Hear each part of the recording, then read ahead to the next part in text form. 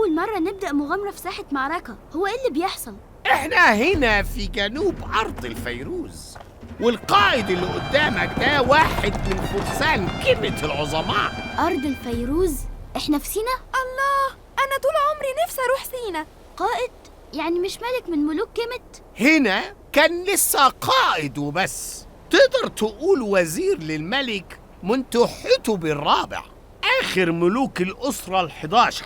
اللي قدامك ده هو أمنمحات الأول، مؤسس الأسرة ال12.